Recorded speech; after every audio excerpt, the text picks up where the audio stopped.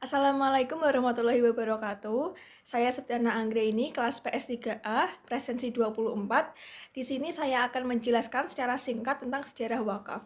Nah, sebelumnya, wakaf itu apa sih? Jadi, wakaf adalah salah satu bagian penting dalam sistem ekonomi Islam yang sudah ada sejak zaman Nabi Muhammad SAW.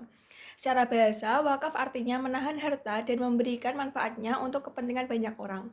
Nabi Muhammad SAW pertama kali melakukan wakaf dengan memberikan tanah untuk membangun Masjid Nabawi di Madinah. Setelah itu, para sahabat juga ikut melakukan wakaf, seperti Umar bin Khattab yang mewakafkan tanahnya di Khaybar. Pada masa itu, wakaf menjadi cara untuk membagikan kekayaan secara adil dan terus-menerus. Harta wakaf digunakan untuk kegiatan agama, pendidikan, dan membantu orang yang membutuhkan. Ini menunjukkan bahwa wakaf tidak hanya soal ibadah, tapi juga membantu masyarakat dari sisi sosial dan juga ekonomi. Pada masa Khalifah Abu Bakar Ash-Shiddiq, wakaf masih dilakukan secara pribadi oleh masyarakat, tapi beliau sangat mendukung kegiatan yang bermanfaat untuk orang banyak. Saat itu, pemerintah belum membuat lembaga khusus untuk mengatur wakaf, tapi orang-orang sudah sadar pentingnya wakaf. Abu Bakar lebih fokus pada pengumpulan zakat dan menjalankan hukum Islam, tapi wakaf tetap berkembang dari inisiatif pribadi umat.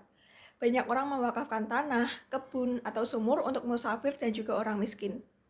Wakaf menjadi tanda keikhlasan karena dilakukan tanpa mengharapkan balasan dari manusia. Walau belum diatur secara resmi, wakaf tetap berjalan sebagai bentuk kepedulian sosial. Ini membuktikan bahwa wakaf sudah dikenal dan dijalankan umat Islam sejak awal pemerintahan Islam.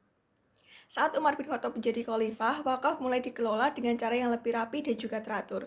Umar adalah pemimpin yang sangat peduli pada pembagian kekayaan dan kesejahteraan rakyat. Ia mulai membuat aturan agar harta wakaf bisa dikelola dengan baik dan manfaatnya terus ada. Umar menunjuk orang-orang terpercaya untuk mengurus dan membagikan hasil wakaf kepada yang membutuhkan. Di masa ini, wakaf tidak hanya berupa tanah, tapi juga bangunan, air, dan tempat umum lainnya. Harta wakaf digunakan untuk mendanai kegiatan sosial seperti pendidikan dan juga layanan kesehatan.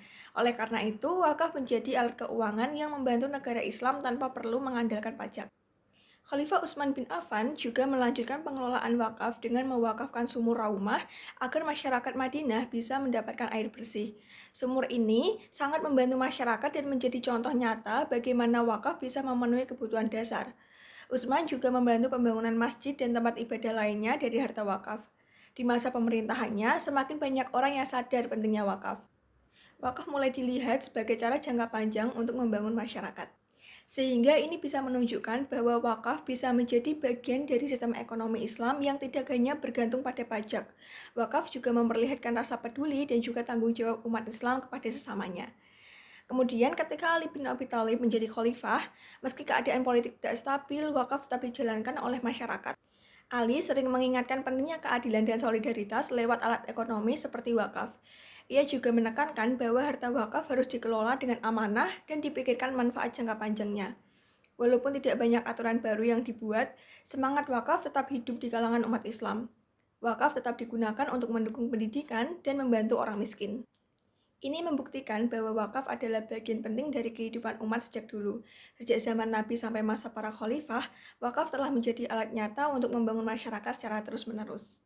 Sekian penjelasan singkat mengenai sejarah wakaf dari saya. Apabila ada salah kata mohon dimaafkan. Wassalamualaikum warahmatullahi wabarakatuh.